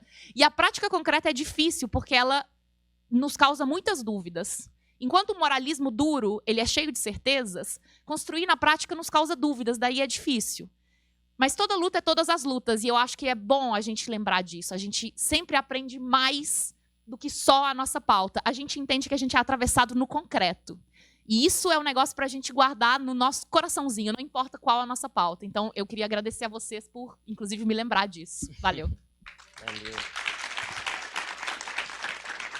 Anne, a gente te agradece bastante, demais, assim, por ter topado também estar aqui, trocando com a gente. Acho que a gente se mobiliza e acredita muito. Acho que trazer a palavra revolucionária aqui é importante, né? Trazer na tua vanguarda também. Acho que é um pouco dessa tentativa. Acho que a gente se mobiliza muito por ter visto a mudança na Constituição para trazer o transporte como direito social básico. Então, acho que isso é um ponto. Denúncias, enfim, manifestações, mobilizações, tudo isso fez parte, né, desse processo para isso acontecer. Agora eu vou pedir para a Tainá de Paula fechar para a gente. O que você acha? Por favor. Ter feito o contrário. É a regra da Sagrada Terceira Me ferrei. Anotei os pontos aqui para não me perder. E vamos lá, vamos tentar pegar esses minutos pouquíssimos. Eu acho que eu vou implodir a sua plaquinha, mas vamos tentar, tá bom? Prometo. Primeiro, sobre a história da mobilidade, Carlos. Tá gravando? E eu vou falar um papo muito reto, porque eu tenho um limite na discussão da mobilidade, não só do estado do Rio de Janeiro, mas da cidade do Rio, da região metropolitana, que é o Cláudio Castro, que é um criminoso, ladrão, incompetente e ignorante total sobre a pauta do transporte público no estado do Rio de Janeiro. Isso precisa ser dito, nomeado.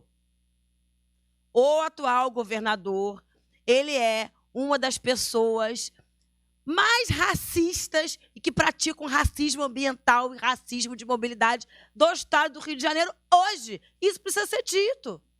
Existe uma escolha política de genocidar pessoas através de transporte público.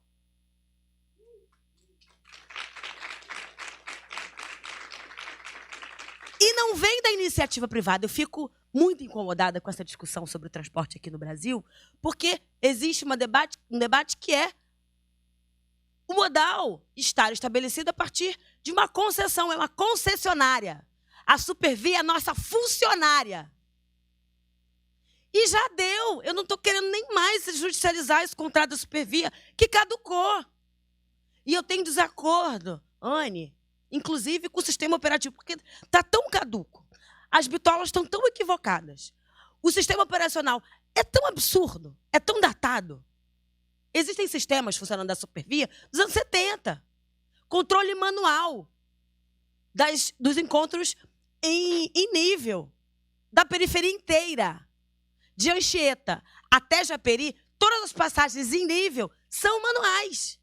Semáforo, bibi. Todas. Isso precisa ser dito. O trem vareia, aquela coisa, vou correr para um lado, vou correr para o outro. Quem já correu na Gare da Central do Brasil porque o trem variou? Todo mundo que está aqui dentro. Porque essa operação é manual. É do Barão de Mauá. É um troço absurdo. Não existe mais em nenhuma cidade da América Latina. Só existe no Rio de Janeiro.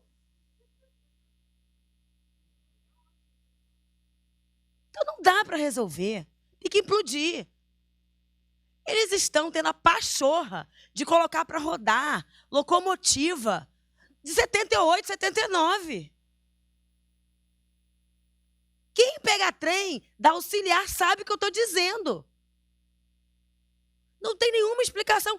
É racismo, é ódio de povo, é antipovo. Isso é uma escolha política. Não engulam essa, não tem nenhuma justificativa técnica. E eu vou bater no peito, porque eu sou arquiteta e urbanista e sei. Não tem nenhuma justificativa técnica que diga que a Supervia, o Estado do Rio de Janeiro, não estão sendo racistas. Não tem nenhuma justificativa plausível. Não tem PROCON sendo colocado nas estações que justifiquem. Não vai resolver se a gente não tirar o Cláudio Castro à frente da condução do transporte metroviário, ferroviário e intermetropolitano do estado do Rio de Janeiro. Vamos partir desse lugar. E aí, a partir dessa escolha política, eu vou dizer que todas as outras perguntas e as respostas vão dialogar muito nesse sentido. Existe uma escolha política de nós não permitirmos que os periféricos e os favelados acessem as bolhas de bem viver, de cultura, riqueza, bons equipamentos urbanos. Ninguém quer japeriense andando à noite aqui para curtir, beber e ouvir criolice. Ninguém quer que as suas babás, as suas empregadas, os seus jardineiros tenham acesso a bons equipamentos públicos. É a escolha da branquitude do capitalismo, gente. Acordem. Existe um sentido político de desconstrução da cidade. Da periferia estar como está, abandonada, excluída, arrancada dos direitos da cidade, e o centro ser tratado como é. E isso em todas as pautas. Inclusive na ambiental. O Parque Guinle é aquela maravilha lá. Eu adoro o projeto, acho maravilhoso. O Buller Max, assim, entregou grandão. Mas na boa, o Parque Realengo, 100% verde, não sai porque existe uma escolha política de se subalternizar, de pisar no direito ao verde e no direito climático da periferia. O Parquinho da Gávea já saiu. Alguém falou aqui, e aí, cadê? Qual é o nome dela? Mariana. Cadê Mariana? Mariana, quero bater em você. Bonitinho, não quero não, quero te abraçar. Mas eu quero te chamar para a guerra. Eu preciso que você faça planejamento urbano. Mesmo que seja para passar raiva, que nem eu passo. Mas eu preciso que tenha... Mas eu preciso que tenha mais gente passando raiva e angústia junto comigo. É muito importante que a gente tenha acesso aos instrumentos de debate público, de questionamento. A Anne está coberta de razão. Não dá mais para enganar a gente. Porque a gente tem uma Anne, a gente tem uma Tainá, a gente tem uma Marcele. Nós temos operadores da ciência e da tecnologia. Exclusão digital, intelectual, tecnológica é um componente imprescindível no capitalismo dos trópicos, no racismo, que a gente sabe muito bem. Então, faça seu planejamento urbano, saiba exatamente do porquê que não chega trem, VLT, metrô, lá em Sepetiba, em Uaíba, Senador Camará, Acari e adjacências. E aí eu quero fazer uma convocação para vocês, porque eu acho que a Marcele pode, e fez na fala dela, uma provocação, uma reivindicação, que é o nosso potencial de organização e de mobilização. A gente pode até não saber muito bem, não ter todos os acessos a todos os instrumentos, mas, cara, a gente conhece muita gente igual a gente que está indignado e pode, sim, ser deslocado para algumas disputas. Eu quero convocar aqui a Mana, da Agroecologia, que fez uma fala super interessante. E aí, Ju, né? Quero convocar você para fazer uma guerra, uma quizomba, um barulho na cabeça do secretário de Planejamento Urbano e da cabeça do prefeito, porque tem que ter zona rural, zona produtiva na cidade do Rio de Janeiro. A gente está no meio de uma crise climática. A gente está no meio de um caos do debate da soberania alimentar. A gente está no meio da fome. A gente pediu PIX durante 3 anos consecutivos por conta da Covid, para comprar a cesta básica e distribuir alimento. A gente tem um dado concreto de que 70% da alimentação de um jovem negro periférico é de alimentos mortos, inorgânicos. Tem gente que nasce, morre aos 21 anos, que é a média de perspectiva de um jovem preto retinto de periferia, sem comer uma maçã, sem comer uma taioba. Na moral, gente, vamos começar a falar sobre isso? Vamos falar o papo reto, o português? Que tem gente que não consegue, em vida, comer um prato que tenha 5 cores?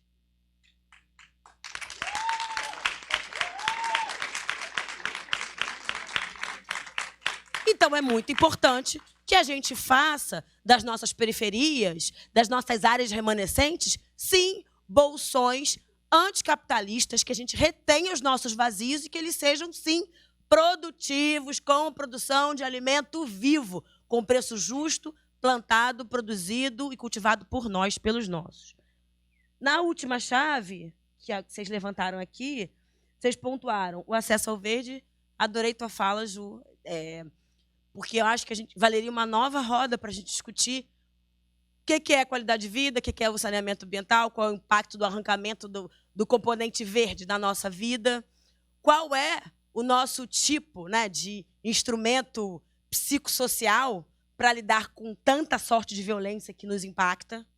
Como é que eu abro minha janela, eu escuto barulho de tiro, de bomba, de arma, e não tenho um verde para acessar a subjetividade das outras vidas, das outras possibilidades, como é que numa fase de aumento exponencial de suicídio, aumento exponencial de solicitação nos nossos centros de atendimento psicossocial, por conta do sofrimento mental que está posto nos grandes centros urbanos, como é que, neste ambiente, a gente quer pensar em vanguarda, em futuro e em etapa revolucionária?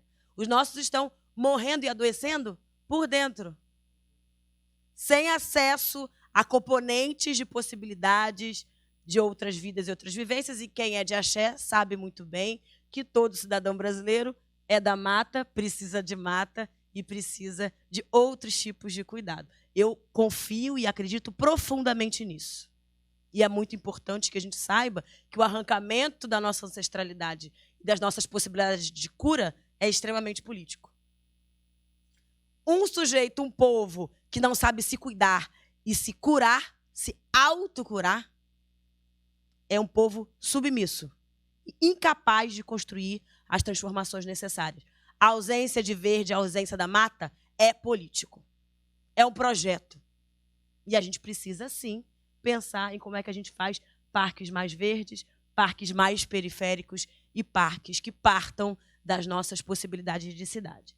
E para fechar, meus queridos e queridas, de fato, para a gente entregar o mar e fechar esse bloco e a gente ir para o samba, o sentido da convocação é que todas essas provocações se emanem nas lutas que a gente tem que fazer do ponto de vista prático, nos instrumentos que estão postos, seja no plano diretor, e aí, Vitor, eu acho que a Casa Fluminense tem que ser uma parceira de mobilização nossa, da Casa Fluminense estabelecer uma carta construída pelos coletivos das reivindicações da periferia da cidade do Rio de Janeiro, e assim, em todos os municípios, em todas as cidades que estão com plano diretor em debate, não é só o Rio de Janeiro que precisa rever o plano diretor, inclusive, reivindique as revisões do plano diretor.